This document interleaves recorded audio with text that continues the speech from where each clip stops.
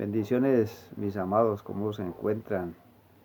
Eh, Gracias al Señor por este día que nos permite más de vida.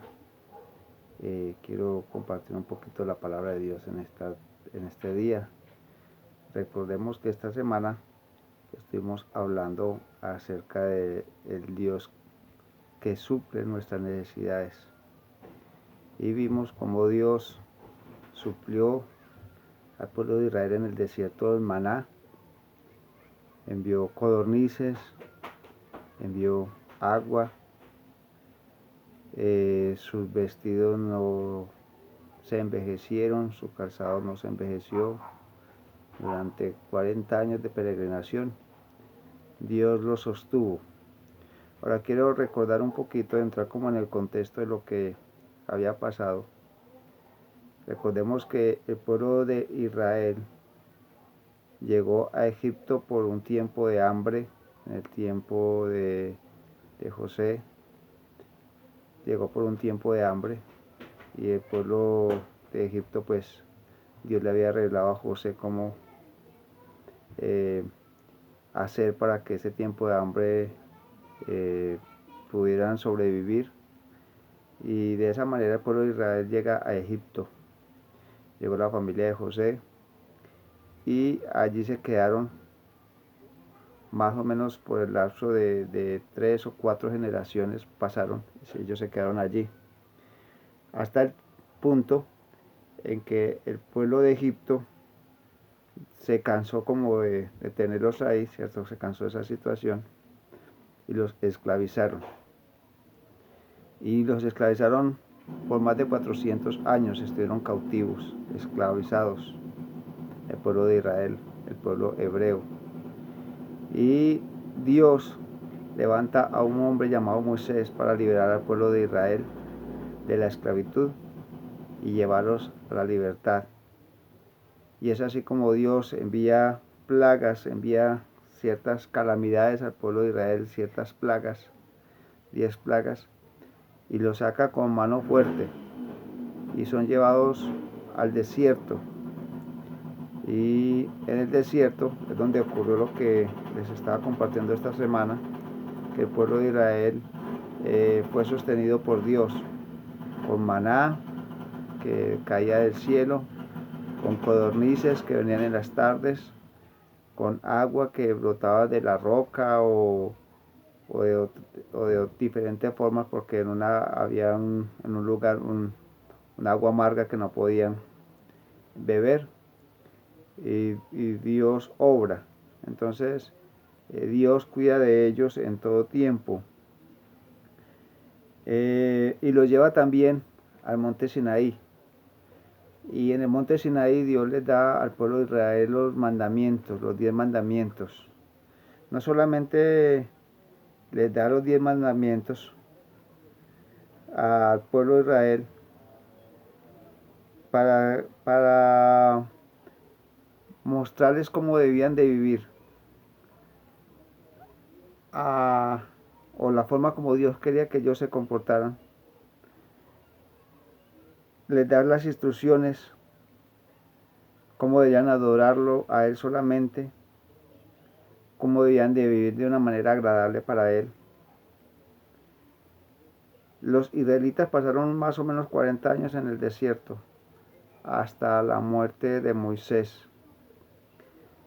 Y después Dios los entra a la tierra prometida a través de Josué. Mientras peregrinaban en el desierto,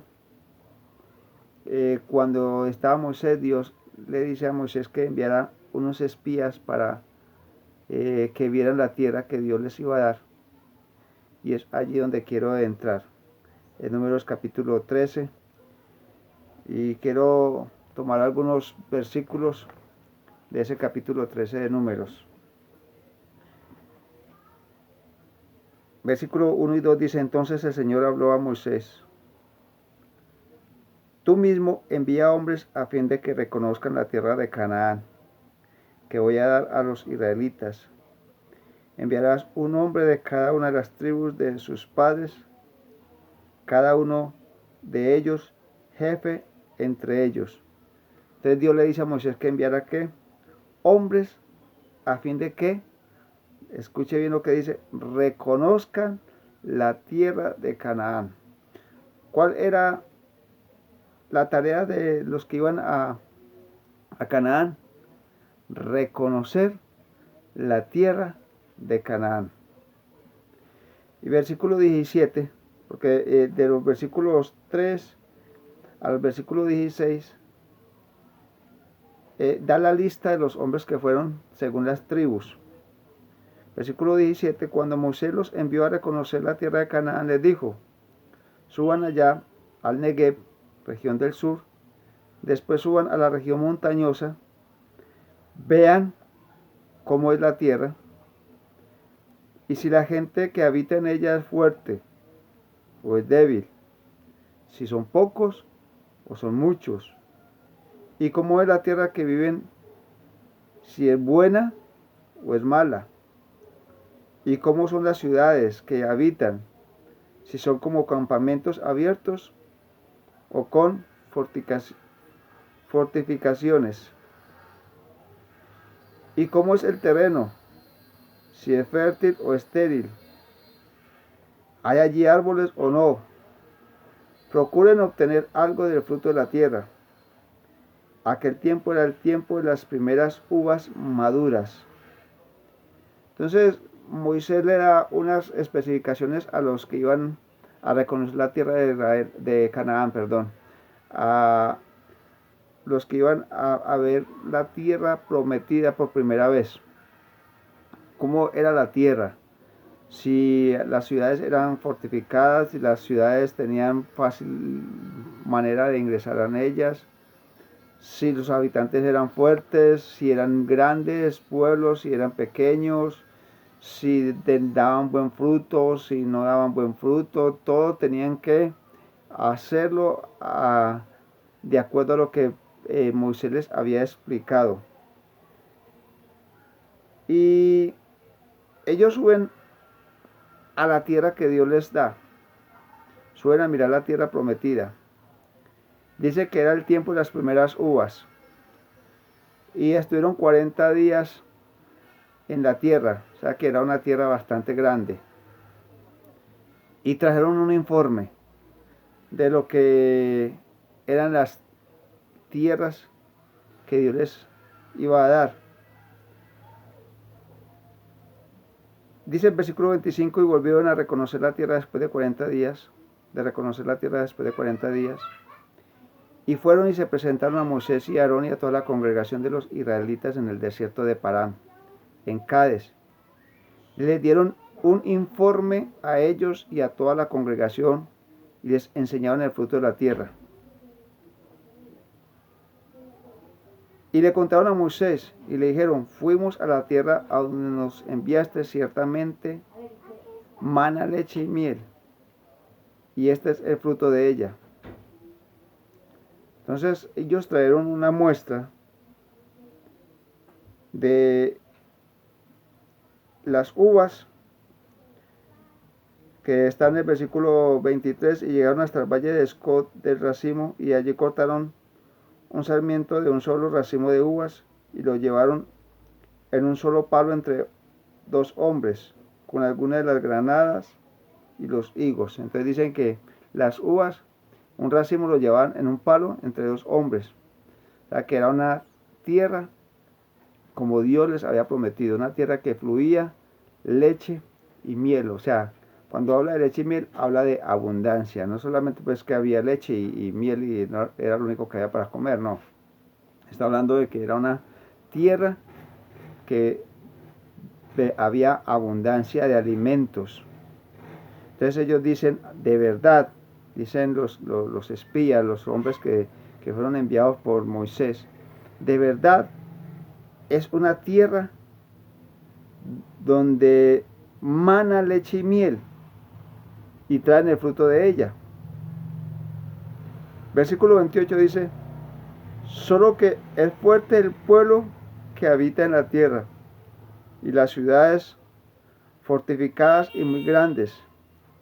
Y además vimos allí a los descendientes de Anac, Amalek habita en la tierra del Negev, y los hititas, los jebuseos y los amorreos habitan en la región montañosa, y los cananeos habitan junto al mar y a la ribera del Jordán. Entonces, escuche bien esto. Ellos empiezan a describir cómo era la tierra y cómo era el pueblo. Pero escuche lo que dice el versículo 28 cuando ellos empiezan a hablar de esto. Dice, solo que es fuerte el pueblo que habita en la tierra. O sea, hay un pero en esto. La tierra de verdad es buena. La tierra fluye leche y miel. La tierra es una tierra donde hay ciudades grandes, fortificadas, pero recuerden esto.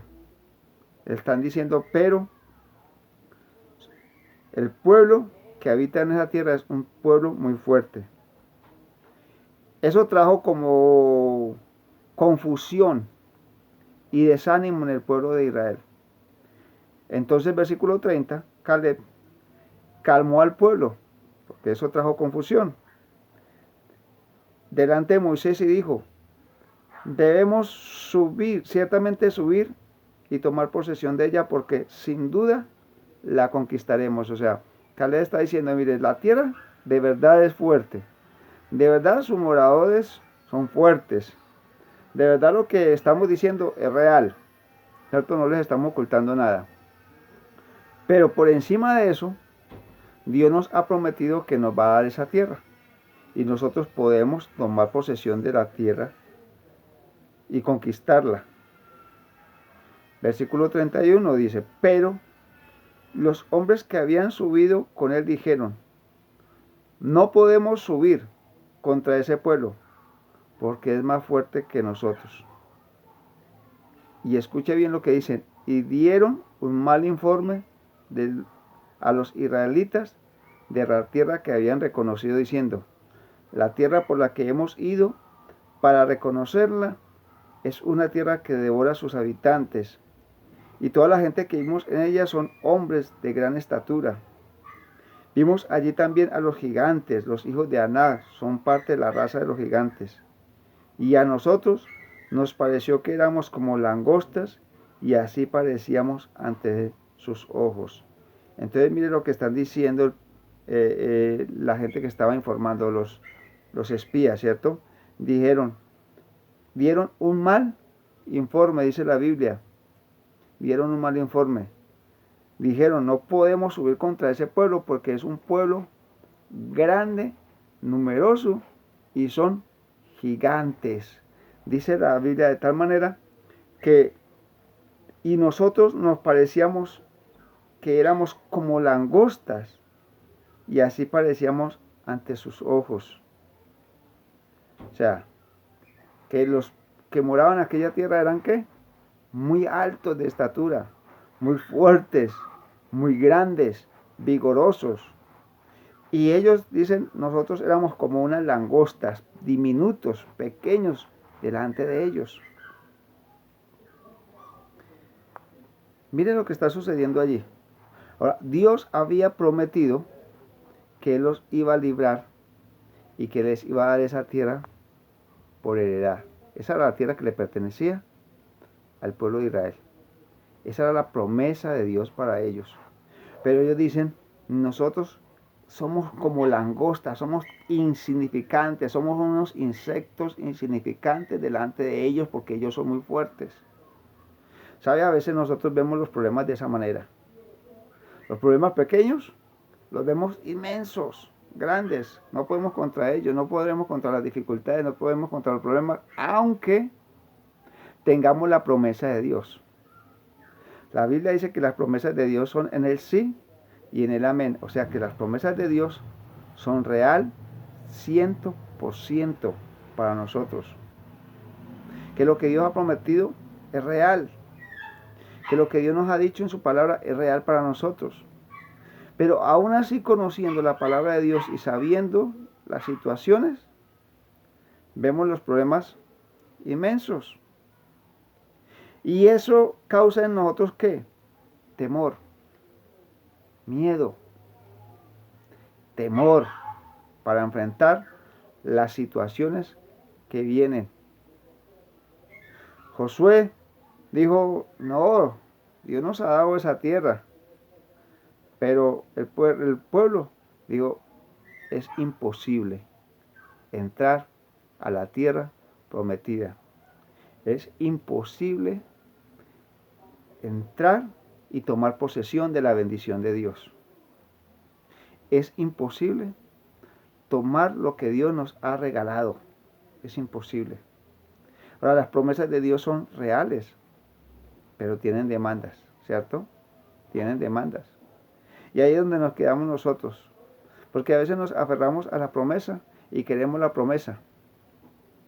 El pueblo tenía una promesa, pero para obtener esa promesa tenían que ir y pelear, ir y conquistar la tierra prometida. O sea, Dios no les dijo, yo voy a pelear por ustedes y ustedes siéntense acá y véanme cómo yo hago. No, Dios les dijo, tranquilo, yo voy con ustedes. Tranquilo, cuando yo les digo que van a vencer, van a vencer. Pero ustedes tienen que pelear, ustedes tienen que luchar. Así son las bendiciones. Las bendiciones no llegan así, puestas en un plato. No, hay que lucharlas. Hoy vivimos una crisis, una pandemia, ¿cierto? Y yo he visto mucha gente colocando el Salmo 91. El Salmo 91, que Él me librará del brazo del cazador, que no tocará mi morada peste ni nada. Bueno, eso es cierto, eso son promesas de Dios, ¿cierto? Pero la Biblia inicia el Salmo diciendo, el que habita al abrigo del Altísimo morará bajo la sombra del Omnipotente. ¿Quién? El que habita al abrigo del Altísimo, el que mora bajo su presencia, el que está buscando de Él.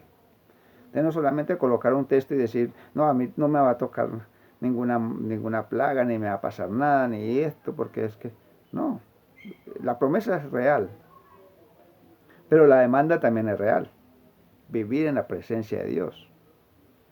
Y ahí es donde nos quedamos, ¿cierto? Ahí es donde nos quedamos. Porque queremos la bendición, pero no queremos hacer.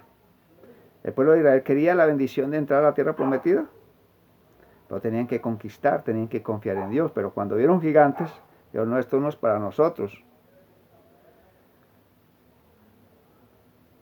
Y vamos a leer más adelante, versículo 7 del capítulo 14. Bueno, antes de eso, el versículo 2,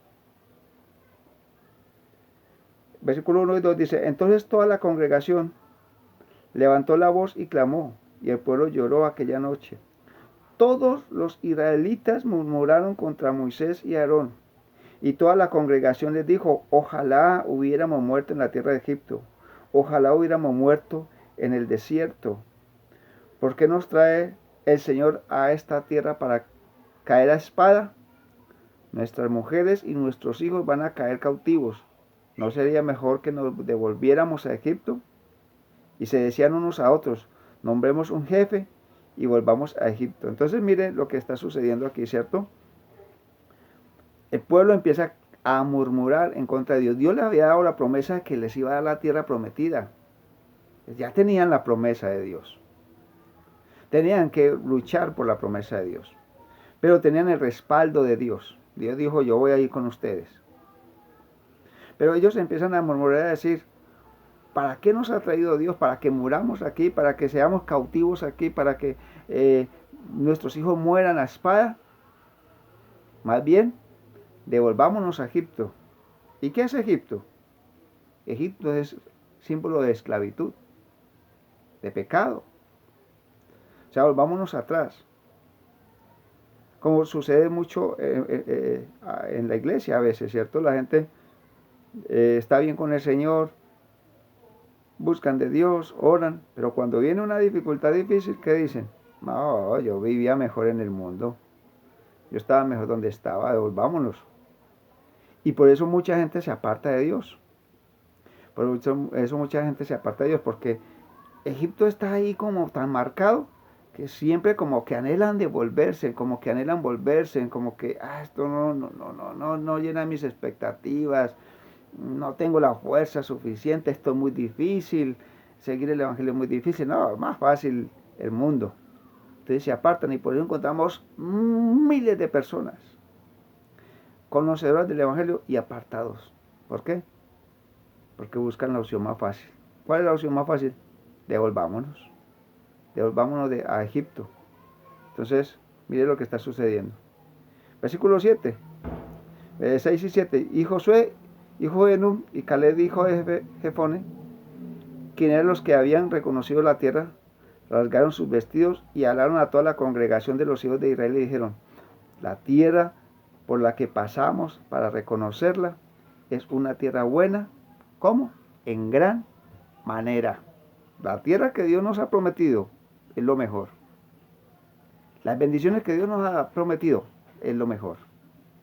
Buenas, porque Dios nunca nos va a prometer algo malo. Nos va a prometer cosas buenas. Versículo 8. Si el Señor se agrada de nosotros, nos llevará a esa tierra y nos la dará.